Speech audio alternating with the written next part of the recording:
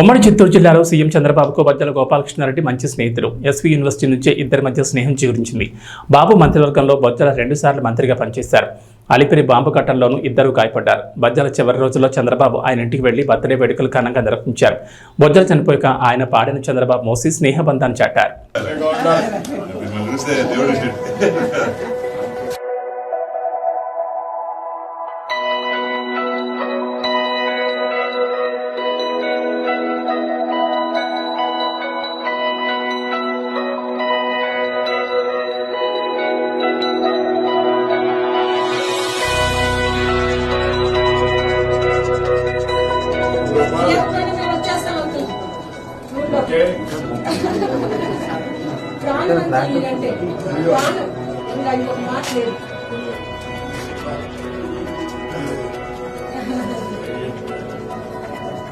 చెప్పాను రేపు వస్తున్నారు అంకుల్ అంటే ఏం చెప్తాను ఇట్లా అంట